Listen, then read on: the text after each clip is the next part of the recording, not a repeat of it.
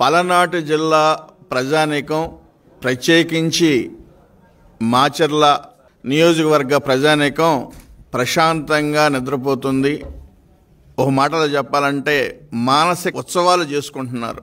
ఇప్పటి వరకు ఎప్పుడు ఏం జరుగుతుందో, ఎప్పుడు ఎవరి మీద ఎవరు కేసు పెడతారో, ఎటువంటి అరాచకాలు జరుగుతాయని బిక్కుబిక్కుమంటూ ఉన్న పల్నాడు జిల్లాలో మాచర్లకి ఒక స్వతంత్రం వచ్చిందనే ఊపిరి పీల్చుకుంటున్నట్టు స్పష్టంగా కనబడతా ఉంది. దీనికి కారణం ఒకటి, పిన్నెల్లి అరెస్ట్.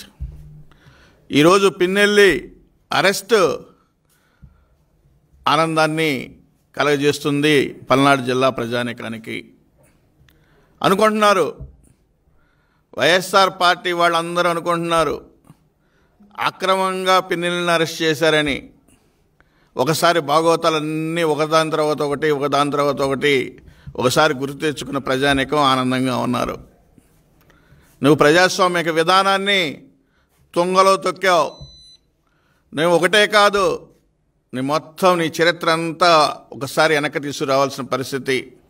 నువ్వు చేసిన అక్రమాలు, నువ్వు చేసిన అన్యాయాలు, నువ్వు చేసిన దౌర్జన్యాలు, అక్రమ మైనింగ్, ఇవన్నీ నువ్వు ట్రాన్స్పోర్టేషన్, ఇవన్నీ కోట్ల రూపాయలు, వందల వేల కోట్ల రూపాయలు దోచుకున్న పరిస్థితి ఇప్పుడే ఉరకే పోలేదు. ఇది ఒక మాటలో చెప్పాలంటే అప్రజాస్వామికాన్ని పాటించినందుకు నీకు ఇది ఒక ట్రైలర్గా ఒకసారి ఆలోచించుకోవాల్సిన పరిస్థితి.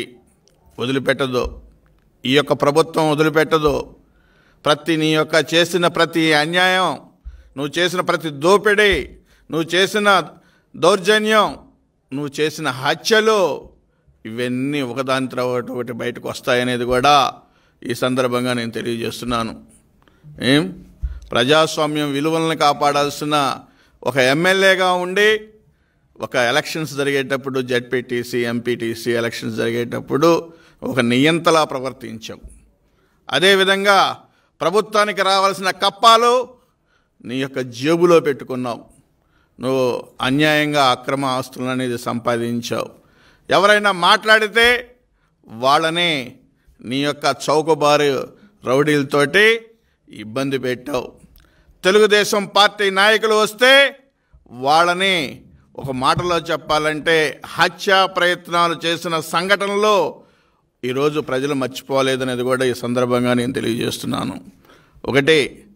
ఈరోజు నువ్వు నిన్న కాక మొన్న నీకు అరెస్ట్ సందర్భంగా తెలుగుదేశం పార్టీకి సంబంధించిన ఒక నాయకుడు వస్తే, ఒక యువ నాయకుడు వస్తే అతని మీద కూడా నువ్వు దౌర్జన్యం చేయడానికి ప్రయత్నం చేశావంటే నీలో ఇంకా అహం చావలా, నువ్వు చంపుకో. నీకు జైలు కూడు తింటే తప్పితే నీకు మళ్ళీ జ్ఞానం రాదు, ప్రజల విలువలు తెలియదు, అహంకారంతో కొట్టుమిట్టాడుతున్నావు. ఈరోజు ఇక ఒక మాటలో చెప్పాలంటే నువ్వు మాట్లాడిన మాటలు ఒక్కొక్కటి చూస్తే చాలా ఇబ్బందికరంగా కనపడుతూ ఉంటాయి. ఇప్పుడు ప్రజానీకం, పల్నాడు ప్రజానీకం ప్రశాంతమైన ప్రజానీకం, వాళ్ళు ఒక విశ్వసనీయతకి నిదర్శనంగా ఉండే వ్యక్తులు. అందుకనే మీరు చేసిన వైఎస్ఆర్ పార్టీ చేసిన దౌర్జన్యాలకి మరి ఒక క్లీన్ చిట్ ఈరోజు ఒక తెలుగుదేశం పార్టీ 7 శాసనసభ్యుల్ని చిన్న మెజారిటీస్తో కాదు అత్యధిక మెజారిటీలతో గెలిపించారు పల్నాడు జిల్లా ప్రజానీకం అనేది కూడా ఈ సందర్భంగా గుర్తు చేస్తున్నాను. అందుకనే మిమ్మల్ని వదిలిపెట్టే ప్రసక్తి లేదు. మీరు చేసింది ఒక్కొక్కటి తవ్వాల్సిన బాధ్యత ఉంది ఈ ప్రభుత్వానికి. నేను ఈ ప్రభుత్వానికి కూడా, కూటమి ప్రభుత్వానికి కూడా తెలుగుదేశం పార్టీ తరపు నుండి నేను విజ్ఞప్తి చేస్తున్నాను. ఇదే పిన్నెల్లి సోదరులు చేసిన దౌర్జన్యాలన్నిటినీ ఒక్కొక్కటి బయటకు తీయాలనే దాని మీద ఈ ప్రభుత్వానికి నేను విజ్ఞప్తి చేస్తున్నాను. తప్పనిసరిగా ఇక్కడ ఇటువంటి దోషుల్ని శిక్షించడం వలన మరి ప్రజానీకం కూడా హర్షిస్తారు. అదేవిధంగా భవిష్యత్తులో ప్రజాస్వామ్య విధానాల్లో ముందుకు నడవడానికి అవకాశాలు ఉంటాయి అనేది కూడా ఈ సందర్భంగా తెలియజేసుకుంటూ, తప్పనిసరిగా ఎవరైనా సరే భవిష్యత్తులో ఈ యొక్క ప్రభుత్వం, ఇప్పుడు జరుగుతున్న ఈ ప్రభుత్వం, చంద్రబాబు నాయుడు గారు కూటమి ప్రభుత్వం మరి భవిష్యత్తులో విలువలతోటి వెళుతుంది అనే విశ్వాసం ప్రజల్లోకి వచ్చింది. అభివృద్ధి జరుగుతుందనేది ప్రజల విశ్వసిస్తున్నారు. తప్పనిసరిగా సామాన్యునికి న్యాయం జరుగుతుందని విశ్వసిస్తున్నారు. తప్పనిసరిగా ఇటువంటి గూండాయిజాన్ని మరి రూపుమాపుతారనే దాని మీద కూడా ఆలోచిస్తున్నారు. ఇంకోటి విషయం కూడా చెప్పాలి.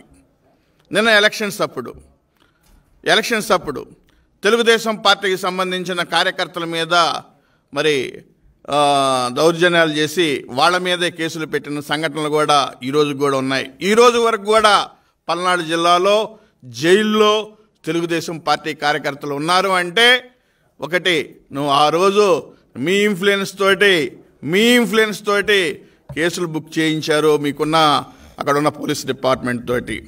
ఈరోజు రేపు మీరు కూడా అనుభవిస్తారు. ఎప్పుడు న్యాయం గెలుస్తుంది, ధర్మం గెలుస్తుంది, దానికి నిదర్శనం ఈరోజు తెలుగుదేశం పార్టీ కూటమి మరి అధికారంలోకి రావటం అనేది ఒకసారి గుర్తుపెట్టుకోవాల్సిన పరిస్థితి ఉంది. తప్పనిసరిగా నీ యొక్క ఆటలు ఇక చెల్లవు, అయిపోయింది. మీ పేజీ మీరు తోక ముడుచుకొని ఇంటికి పోవాల్సిన పరిస్థితి వచ్చింది. ఇంకా భవిష్యత్తులో కూడా మీ రాజకీయ చరిత్ర కూడా ఉండదు అనే దాని మీద కూడా ఈ సందర్భంగా నేను తెలియజేస్తున్నాను.